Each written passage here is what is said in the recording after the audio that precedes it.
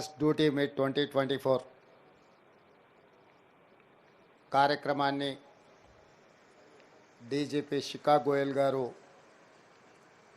అద్భుతంగా నిర్వహించి ఈ కార్యక్రమంలో డీజీపీ జితేంద్ర గారిని, special chief home secretary Ravi Gupta గారిని, ఇంటెలిజెన్స్ డీజీ శివధర్ రెడ్డి గారిని, ఇతర పోలీస్ ఉన్నతాధికారులను ప్రత్యేకంగా ఆహ్వానించి 2013 నుండి 2024 వరకు దాదాపుగా 11 సంవత్సరాలు పోలీస్ డ్యూటీ మేట్ నిర్వహించకపోవడం వల్ల పోలీసులలో ఉన్న నైపుణ్యాన్ని, వాళ్ళలో ఉండే పోరాట పటిమను వెలికి తీయడానికి అవకాశం లేకుండా పోయింది. అందుకే ఈ సంవత్సరం పోలీసు ఉన్నతాధికారులు ఈ కార్యక్రమాన్ని నా దృష్టికి తీసుకొచ్చినప్పుడు తప్పకుండా బాగా నిర్వహించండి, తెలంగాణ రాష్ట్ర ప్రభుత్వం తరఫున పోలీస్ శాఖ సిబ్బందికి సంపూర్ణమైన సహకారం ఉంటుంది అని చెప్పి ప్రభుత్వము వారికి సూచన చేయడం జరిగింది. ఆ సూచనలో భాగంగా మీరందరూ ప్రభుత్వం యొక్క అంచనాకు తగ్గకుండా ఈ కార్యక్రమాన్ని నిర్వహించి తెలంగాణ రాష్ట్రంలో ఉన్న మొత్తం పోలీస్ వ్యవస్థకు ఒక స్ఫూర్తినివ్వడమే కాకుండా క్షేత్రస్థాయిలో ఉన్న పోలీస్ అధికారుల నుంచి రాష్ట్ర స్థాయిలో ఉన్న పోలీస్ ఉన్నతాధికారుల వరకు ఈ కార్యక్రమం ఒక మంచి కార్యక్రమంగా ఒక స్ఫూర్తినిచ్చే విధంగా నిర్వాహకులు నిర్వహించడం జరిగింది. నేను ఈ సందర్భంగా ముఖ్యంగా తెలంగాణ రాష్ట్రంలో పోలీస్ శాఖ సిబ్బందికి ఒక ప్రత్యేకత ఉన్నది.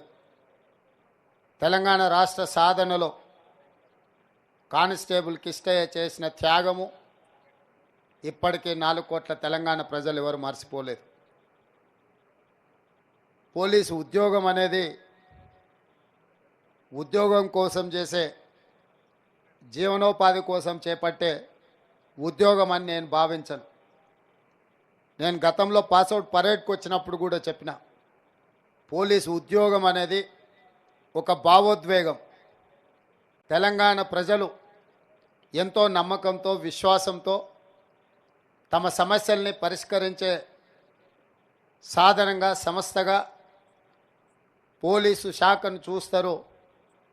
పోలీసు శాఖ ఆ విశ్వాసాన్ని, ఆ నమ్మకాన్ని నిలబెట్టుకుంటూ ముందుకు వెళ్ళాల్సిన బాధ్యత ఉన్నది. నా వరకు ముఖ్యమంత్రిగా కాకుండా పోలీసు శాఖ ఏ కార్యక్రమానికి పిలిచినా నాకు ఈ శాఖతో, ఈ కాకి డ్రెస్సుతో ఉన్న ప్రత్యేకమైన అనుబంధం భావోద్వేగానికి లోను చేస్తుంది. ఈ శాఖ నుంచి రాష్ట్రానికి ఎంతో సేవలు, మంచి జరగాలని, గౌరవం పెరగాలని ఆకాంక్షించేవాడిలో నేను మొదటివాడిని. పోలీసు శాఖ గౌరవం పెరిగితే రాష్ట్ర ప్రభుత్వం యొక్క ప్రతిష్ట పెరుగుతుంది. పోలీసు శాఖ లేదా విధుల్లో ఉన్న అధికారులు విధి నిర్వహణలో ఏదైనా చిన్న పొరపాటు చేస్తే అది మొత్తానికి ప్రభుత్వ ప్రతిష్టకే మచ్చ తీసుకొచ్చే పరిస్థితులు ఉంటాయి. అందుకే రాష్ట్ర ప్రభుత్వం యొక్క ప్రతిష్ట, రాష్ట్రంలో జరిగే పరిపాలన ముఖ్యంగా పోలీసు సిబ్బంది చేతుల్నే ఉంటుంది. అలాంటి పోలీసు సిబ్బంది వారానికి ఒక రోజు సెలవు కూడా కష్టమైన పరిస్థితుల్లో డ్యూటీకి సమయపాలన లేకుండా కుటుంబాలకు దూరంగా ఉండి ఈ సమాజంలో శాంతి భద్రతలను కాపాడుతూ ఈరోజు చాలామంది ప్రశాంతంగా గుండెల మీద చేతులు పెట్టుకొని నిద్రపోతున్నారు అని అంటే పోలీస్ శాఖ చేస్తున్న సేవ, త్యాగం అని చెప్పి తప్పకుండా ఈ సందర్భంగా మనం చెప్పుకోవాలి. ఏ రాష్ట్రంలో అయితే శాంతి భద్రతలు, అదేవిధంగా పోలీస్ సిబ్బంది అప్రమత్తంగా ఉంటుండ్రో ఆ రాష్ట్రంలో పెట్టుబడులు వస్తాయి, ఆ రాష్ట్రం అభివృద్ధి పదం వైపు నడుస్తుంది.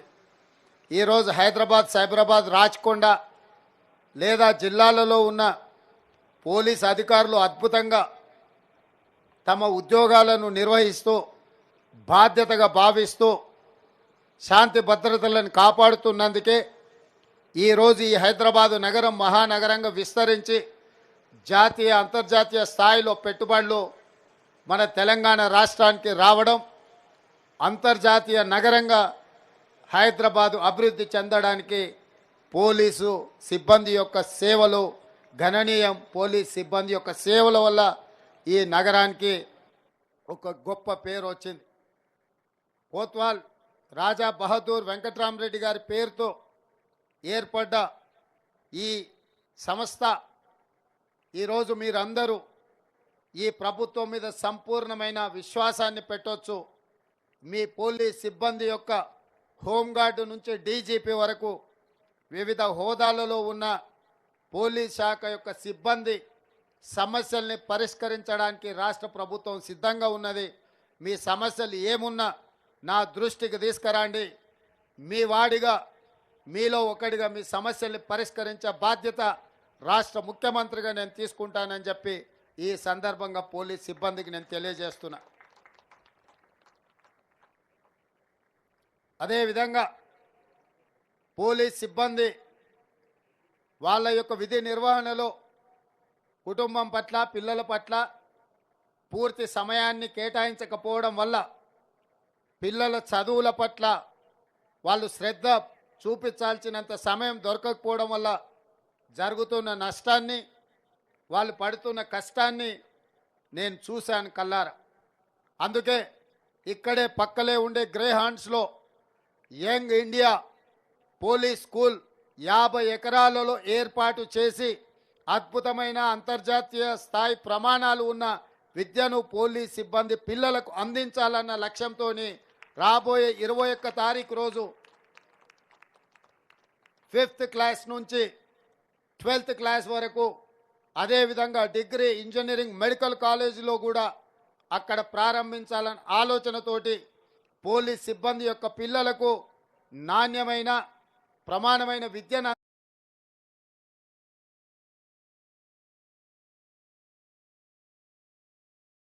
దానికి సంబంధించిన అన్ని ప్రమాణాలను పెంచాలన్న ఆలోచనతోనే ఈ రాష్ట్ర ప్రభుత్వం ఉన్నది. ఖచ్చితంగా వచ్చే అకాడమిక్ ఇయర్లో మీ పిల్లల్ని అక్కడ చేర్పించుకోవడానికి మీరు ఏర్పాట్లు చేసుకోండి. మొదటి విడతగా 5th క్లాస్ నుంచి 8th క్లాస్ వరకు వచ్చే సంవత్సరం మొదలు పెడతాం.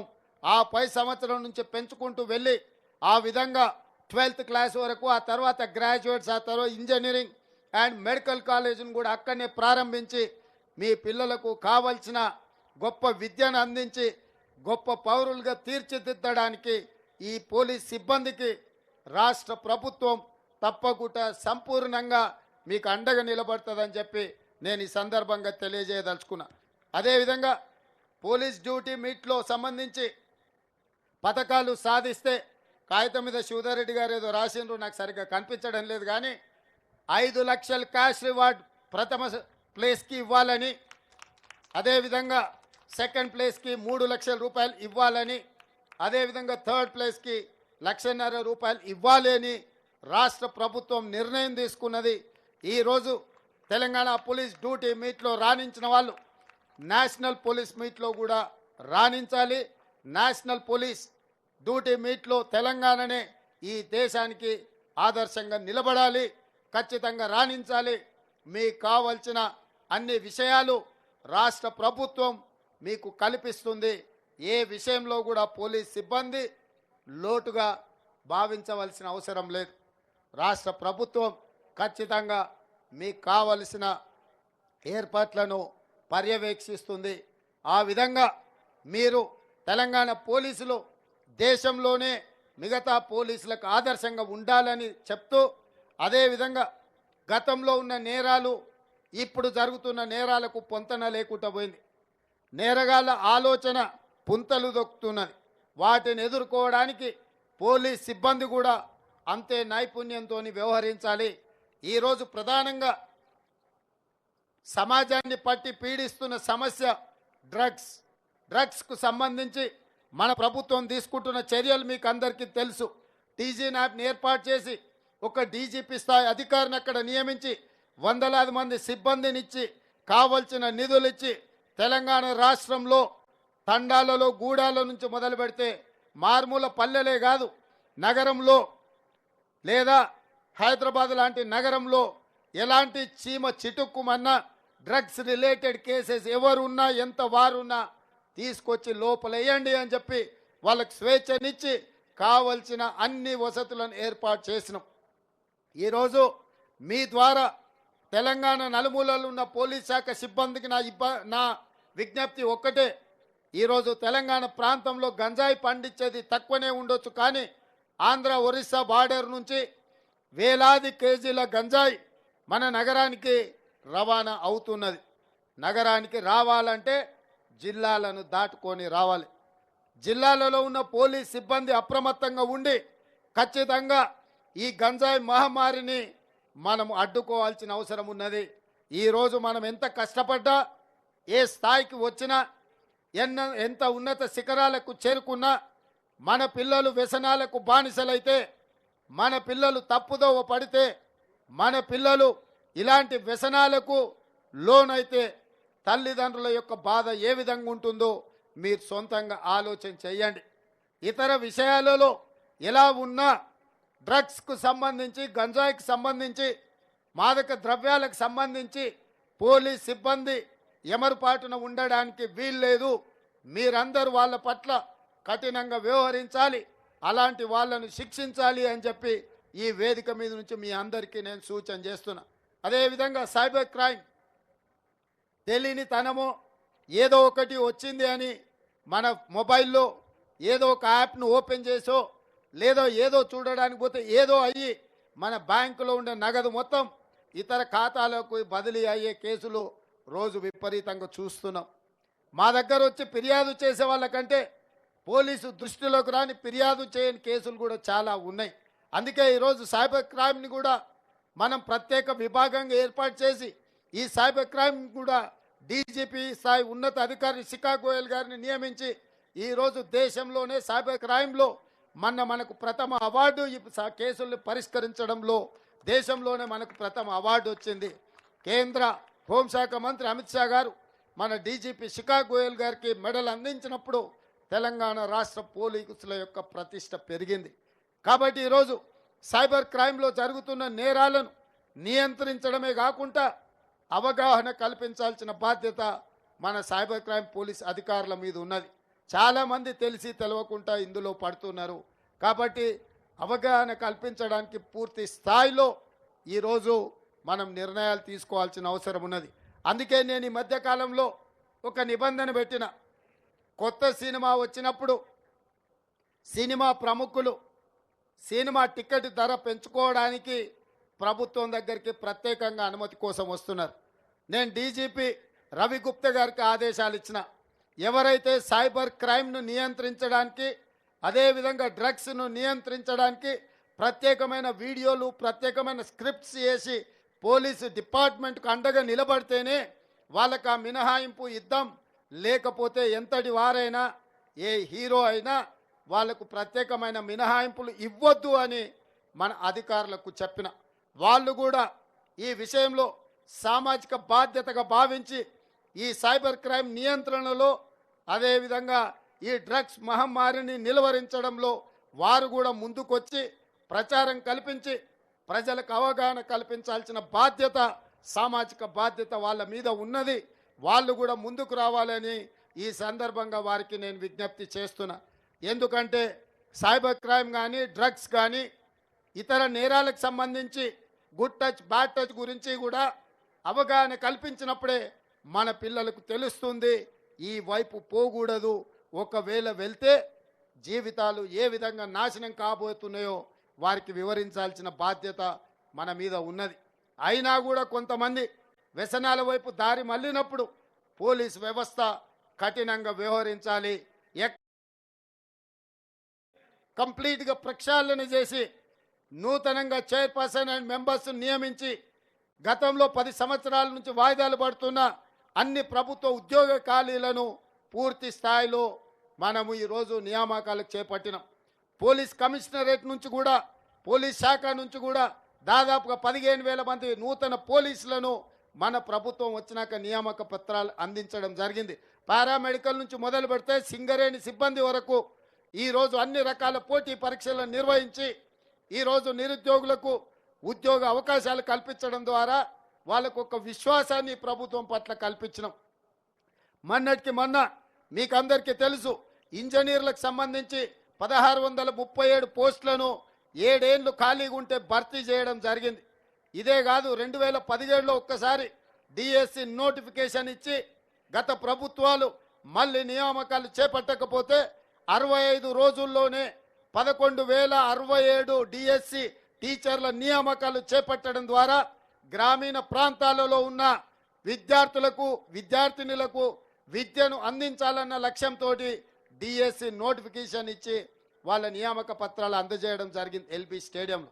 ఆ రోజు కూడా కొంతమంది రెచ్చగొట్టి కొంతమంది విద్యార్థుల యొక్క భావోద్వేగాలను ఆడుకుంటూ వాళ్ళ ఆవేశాన్ని రాజకీయంగా దుర్వినియోగం చేయాలన్న ఆలోచనతో నిరసనలు తెలిపారు. అయినా ప్రభుత్వం సావధానంగా సమస్యను పరిష్కరించి ఈరోజు వాళ్లకు నియామక పత్రాలు అందించినాం. సోమవారం రోజు 21 రోజు గ్రూప్ 1 పర్సనల్ ఫైనల్, ఈరోజు గ్రూప్ 1 పరీక్ష ఫైనల్ ఎగ్జామ్స్ మనం నిర్వహించబోతున్నాం. 563 గ్రూప్ 1 పోస్టులు తెలంగాణ రాష్ట్రం వచ్చినప్పటి నుంచి ఇప్పటి వరకు గ్రూప్ 1 నియామకాలు జరగలేదు. 11 సంవత్సరాలు ఉద్యోగ నియామకాలు జరగలేదు అని అంటే ఆనాడు 21-22 సంవత్సరాలు ఉన్న యువకుడు ఈరోజు 33 సంవత్సరాల వయసుకు వచ్చిండు అంటే మధ్య వయసుకు వచ్చిండు. ఈ పరీక్షల కోసం వేరే ఉద్యోగం చేయక ఇంకొక ఉపాధికి పోక అతనికి అత్యంత కీలకమైన తల్లిదండ్రులకు అండగా నిలబడాల్సిన వయసులో నిరుద్యోగిగా ఇక్కడ అశోక్ నగర్ చౌరస్తాలో, దిల్సుఖ్ నగర్ చౌరస్తాలో, సెంట్రల్ యూనివర్సిటీలో, ఉస్మానియా యూనివర్సిటీలో, సెంట్రల్ లైబ్రరీలో, అశోక్ నగర్లో ఉండే లైబ్రరీల చుట్టి వాళ్ళు ఏళ్ల కొద్ది కాలం వెల్లదీస్తుంటే ఇక ఇలాంటి కాలయాపనకు పులి స్టాప్ పెట్టాలి అని ఒక పకడ్బందీ ప్రణాళికతోటి మనం గ్రూప్ 1 నోటిఫికేషన్ ఇచ్చి ఫిబ్రవరిలో పరీక్షలను ప్రిలిమ్స్ కంప్లీట్ చేసి సోమవారం నుంచి మెయిన్ ఎగ్జామ్స్ని మనం కండక్ట్ చేయబోతున్నాం. గత 3 రోజుల నుంచి ఆందోళన పేరు మీద ప్రతిపక్షానికి సంబంధించిన వాళ్ళకు ఉద్యోగం పోయింది. ఆనాడు నేను ఒకే మాట చెప్పిన, కొంతమంది వ్యక్తుల ఉద్యోగాలు మీరు తొలగిస్తే మీ లక్షలాది ఉద్యోగాలు ఇచ్చే బాధ్యత నాది అని చెప్పిన. ఆ మాట ప్రకారం నిరుద్యోగ యువకులు 10 సంవత్సరాలను తెలంగాణను నడిపిన వాళ్ళ ఉద్యోగాలను తొలగించడంతో ఈరోజు వేలాది మంది నిరుద్యోగ యువకులకు ఉద్యోగాలు ఇస్తున్నాం. మనం ఫిబ్రవరిలో నోటిఫికేషన్ ఇచ్చినప్పుడు జీవో 29 ఇచ్చి విధి విధానాలను ఖరారు చేసి గతంలో ఇచ్చిన 55వ జీవోను రద్దు చేసి మనం గ్రూప్ 1 నోటిఫికేషన్ ఇచ్చినాం. నోటిఫికేషన్ ఇచ్చినప్పుడే జీవో 29ని మనం ఇవ్వడం జరిగింది. జీవో 29 అంటే రిజర్వేషన్లకు కానీ ఖాళీల భర్తీల విషయంలో ఒక పోస్టు ఖాళీగా ఉంటే 1:50 పిలవాలని ఆ రోజే నిర్ణయించినము. 563 గ్రూప్ 1 పోస్టులకు గాను మెయిన్ ఎగ్జామ్స్కి 1:50 ప్రకారం దాదాపుగా 31,000 మంది విద్యార్థులను మెరిట్ ఆధారంగా ఈరోజు మనం సెలెక్ట్ చేయడం జరిగింది. 1:50 నోటిఫికేషన్లు ఇచ్చి అప్లికేషన్లు తీసుకొని స్క్రూటినీ చేసి ప్రిలిమినరీ ఎగ్జామ్స్ కండక్ట్ చేసిన తర్వాత వితండవాదానికి ఎత్తుకున్నారు కొన్ని రాజకీయ పార్టీలు. ఇప్పుడు 1:50 కాదు, మీరు 1:100 పిలవాలి, ఎక్కువ మందికి అవకాశాలు వస్తాయి మెయిన్స్లో పాల్గొనడానికని. నేను ఇక్కడున్న అధికారులతో సహా తెలంగాణ సమాజాన్ని, చదువుకున్న మేధావులను, అదేవిధంగా నిరుద్యోగ యువకులను నేను అడుగుతున్నా, ఒక్కసారి నోటిఫికేషన్ ఇచ్చిన నిబంధనలను మధ్యంతరంగా మారుస్తే కోర్టులు ఊరుకుంటాయా? అలా మార్చిన సందర్భం, ప్రతిసారి పరీక్షల్ని రద్దు చేసిన సందర్భం కోర్టు జడ్జిమెంట్లు ఉన్నాయి. కాబట్టి మీరు నోటిఫికేషన్ ఇచ్చిన రోజే నిజంగానే 1:100 ఒకవేళ మీరు కోరుకుని ఉంటే ఆ రోజే మీరు ముందుకు వచ్చుంటే రాష్ట్ర ప్రభుత్వం ఇచ్చే నోటిఫికేషన్లో 1:50 బదులు 1:100 నోటిఫికేషన్ ఇచ్చుండే వాళ్ళము. అదేవిధంగా జీవో 55 గత ప్రభుత్వం ఇస్తే 1:50 ప్రకారం మెరిట్ లిస్టులో డైరెక్ట్గా 1:50 నుంచి కట్ చేసి వాళ్ళని పిలిచేవాళ్ళు. దాంతో ఎస్సీ ఎస్టీ ఓబీసీ రిజర్వేషన్లకు సంబంధించిన విద్యార్థులకు అందులో అన్యాయం జరిగేది. కొన్నిసార్లు ఎస్టీ రిలేటెడ్ ఉద్యోగ ఖాళీలకు 1:50 జనరల్ మెరిట్ తీస్తే ఎస్టీలు అందులో రావడానికి కూడా అవకాశం లేదు. ఎందుకంటే ఈ 31,000లా ఒకవేళ ఎస్టీలు లేకపోతే డైరెక్ట్గా 1 నుంచి 31,000 వరకు మనం కటాఫ్ పెట్టుకొని చేస్తే ఎస్టీలకు ఒక్కొక్కసారి అన్యాయం జరగడానికి అవకాశం ఉంది. అందుకే మన ప్రభుత్వం ఎస్టీ ఖాళీలు ఎన్ని ఉన్నాయో ప్రతి ఖాళీకి 1:50 లాగా ఓన్లీ ఎస్టీ స్టూడెంట్స్ను మనము ఈసారి మెయిన్స్కి మనం వాళ్ళని సెలెక్ట్ చేయడం జరిగింది. అదేవిధంగా ఎస్సీ రిజర్వేషన్లో కూడా ఉండే ఖాళీలకు ప్రతి ఒక్క ఖాళీకి 1:50 ఆ విధంగా ఎస్సీల నుంచి మనం సెలెక్ట్ చేయడం జరిగింది. అదేవిధంగా బీసీలను కూడా సెలెక్ట్ చేయడం జరిగింది. దాంతో ఎస్సీ ఎస్టీ బీసీ విద్యార్థులకు వాళ్ళకున్న రిజర్వేషన్ల ప్రకారం 1:50 వాళ్ళని సెలెక్ట్ చేయడంతో ఎక్కువ మంది ఎస్సీ ఎస్టీ బీసీ విద్యార్థులకు న్యాయం జరిగి ఈరోజు జనరల్ కాంపిటీషన్ కూడా రావడానికి వేలాది మంది ఎస్సీ ఎస్టీ బీసీలకు ఈరోజు అవకాశం వచ్చింది. ఒక మంచి ఉద్దేశంతో రిజర్వేషన్లు పకడ్బందీగా అమలు చేయాలి, తెలంగాణ ఆదర్శంగా ఈ దేశంలోనే నిలబడాలి అని ఈరోజు గ్రూప్ 1 పరీక్షల్ని ప్రతిష్టాత్మకంగా తీసుకొని మాజీ డీజీపీ మహేందర్ రెడ్డి గారిని ఈరోజు తెలంగాణ పబ్లిక్ సర్వీస్ కమిషన్ చైర్పర్సన్గా నియమించి పకడ్బందీగా పరీక్షలు నిర్వహిస్తుంటే ఒక్కసారి పరీక్షలు నిర్వహిస్తే 10 ఏళ్ళు గత ప్రభుత్వం ఎందుకు నిర్వహించలేదు అంటే వాళ్ళకి చిత్తశుద్ధి లేదు అని తెలంగాణ సమాజం నిరుద్యోగ యువకులు భావిస్తారని ఈరోజు గందరగోళం సృష్టించడానికి కొంతమంది ముందుకు వస్తున్నారు. ఇవాళ వాళ్ళు మిమ్మల్ని వాళ్ళ పార్టీ ఆఫీస్కి పిలిచిండ్రు, వాళ్ళు మీరున్న అశోక్ నగర్కి వచ్చారు. నేను అడగదలుచుకున్న నిరుద్యోగ యువకుల్ని 10 సంవత్సరాల అధికారంలో ఉన్నప్పుడు వాళ్ళు మిమ్మల్ని పిలవడం కాదు, మీరు వెళ్ళి వాళ్ళ గేట్ల దగ్గర నించుంటే కనీసం అపాయింట్మెంట్ అయినా ఇచ్చిండ్రా ఆలోచన చేయండి. ఆనాడు తెలంగాణ యుద్ధ నౌక గద్దర్ ప్రగతి భవన్ గేటు దగ్గరికి వెళ్తే తన సమస్యల్ని చెప్పుకోవడానికి ప్రయత్నం చేస్తే 4 గంటలు ఎర్రటెండలో గద్దర్ను నిలబెట్టిన నీచమైన చరిత్ర ఉన్న వాళ్ళు ఇవాళ మిమ్మల్ని దగ్గరికి పిలుస్తుండ్రు అంటే ఈ జపం కొంగ జపం కాదా? మీరు ఒక్కసారి ఆలోచన చెయ్యండి. అందుకే ఈరోజు అశోక్ నగర్లోనో ఇందిరా పార్క్ దగ్గర ధర్నా చౌకుల్లో నిరసన వ్యక్తం చేస్తున్న విద్యార్థులకు మీకు న్యాయం జరుగుతుంది. ఈరోజు 31,000 హాల్ టికెట్లలో 95% విద్యార్థులు హాల్ టికెట్లు ఆల్రెడీ తీసుకున్నారు, వాళ్ళు పరీక్షలకు తయారవుతున్నారు. మిగతా 4-5% ఉన్న వాళ్ళు కూడా మీ హాల్ టికెట్స్ తీసుకొని మండే నుంచి పరీక్షలకు హాజరవ్వండి, లేదా మీకు ఒక బంగారం లాంటి అవకాశం జారిపోతుంది. మీ వాదన 29 జీవోకి సంబంధించి హైకోర్టుకి వెళ్ళిండ్రు, కోర్టు నుంచి మీకు ఎలాంటి రిలీఫ్ రాలేదు అంటే ఈ వాదనలో బలం లేదు అని హైకోర్టు భావించింది.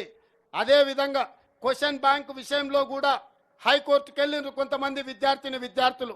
హైకోర్టు వాటిని కూడా పరిగణించి ఎక్స్పర్ట్స్ కమిటీ ఇచ్చిన కీ షీట్ ఏదైతే ఉన్నదో దాని మీద ఇంకా ఒపీనియన్ చెప్పడానికి ఏమీ లేదని single bench and divisional bench కూడా మీరు వేసిన అప్పీళ్లను కొట్టేసింది. అంటే న్యాయస్థానాలు కూడా తెలంగాణ రాష్ట్ర ప్రభుత్వం నిర్వహిస్తున్న పరీక్షల విధానాన్ని సమర్థించి పకడ్బందీగా ఈ పరీక్షల్ని నిర్వహించడానికి తెలంగాణ రాష్ట్ర ప్రభుత్వానికి న్యాయస్థానాలు కూడా అండగా నిలబడ్డాయి. కాబట్టి యువమిత్రులకు నా సూచన ఒక్కటే, మీ దగ్గరకు వస్తుంటారు పోతుంటారు, వాళ్ళు ఎన్నడూ మీ మంచి కోరుకునే వాళ్ళు కాదు.